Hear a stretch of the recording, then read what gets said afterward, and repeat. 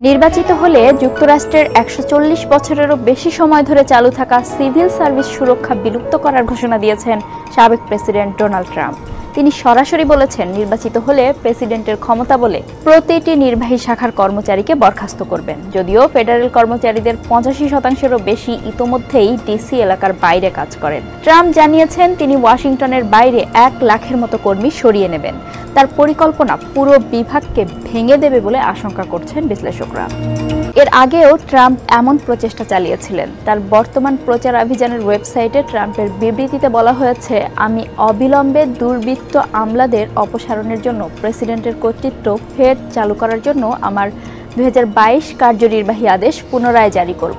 এই নির্বাহী আদেশেই অনেক সিভিল সার্ভিস কর্মীর পদকে রদবদল করা হয়, যাদের চাকরি নির্দলীয় এবং সুরক্ষিত রাজনৈতিক নিয়োগকারী হিসেবে তাদের ইচ্ছামতো বরখাস্ত করা যেতে পারে। সেই সময় অর্ধশতাধিক কর্মকর্তা এই আদেশের নিন্দা করেছিলেন। এক যৌথ চিঠিতে তারা সতর্ক করে বলেছিলেন, এটি সরকারের দীর্ঘমেয়াদী ক্ষতির কারণ হবে। যদিও শেষ পর্যন্ত ট্রাম্পের সেই আদেশের প্রভাব খুব অল্প দিন স্থায়ী ছিল, কারণ তিনি তার মেয়াদের শেষ মাসে এটি জারি করেছিলেন। পরবর্তীতে প্রেসিডেন্ট জো বাইডেন দায়িত্ব নেওয়ার সাথে সাথে তা প্রত্যাহার করেন।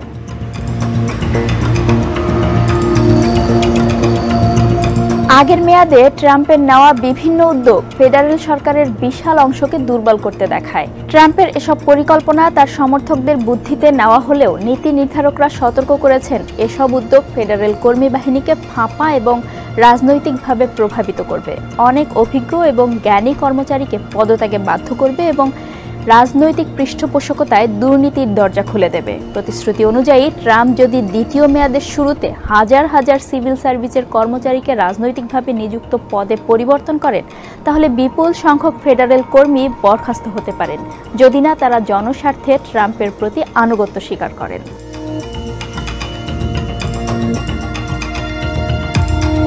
নির্বাচনী প্রচারাভিযানে ট্রাম্প নিয়মিত দাবি করেছেন, বাইডেন এবং বিচার বিভাগ তার বিরুদ্ধে ষড়যন্ত্রমূলক বিভিন্ন মামলা পরিচালনা করছে, যার মধ্যে রয়েছে নিউ ইয়র্ক রাষ্ট্রীয় পর্যায়ের ব্যবসায়িক রেকর্ড এবং জর্জিয়ায় নির্বাচনী বিদ্রোহের অভিযোগ। ট্রাম্পের দাবি, রাজনৈতিক বিরোধীদের টার্গেট করার জন্য বিচার বিভাগ ব্যবহার করে এ ধরনের কর্মকাণ্ড করে সরকার। যদিও এর পক্ষে কোনো প্রমাণ দেখাতে পারেননি সাবেক এই প্রেসিডেন্ট।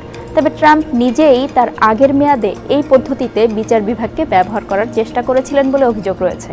তখন বারবার সহযোগীদের বলেছিলেন তিনি হিলারি ক্লিন্টনের মতো রাজনৈতিক শত্রু বা প্রতিপক্ষকে, এমনকি প্রাক্তন নিয়োগকারী যেমন FBI এর প্রাক্তন পরিচালক জেমস কমির মতো রাজনৈতিক শত্রু বা প্রতিপক্ষকে তার পদ থেকে সরাতে চান। তিনি তৎকালীন অ্যাটর্নি জেনারেল বিল বারকে ২০২০ সালের নির্বাচনকে দুর্নীতিগ্রস্ত এবং অবৈধ বলে ঘোষণা করার জন্য চাপ দিয়েছিলেন, তবে বার তা করতে অস্বীকার করেছিলেন।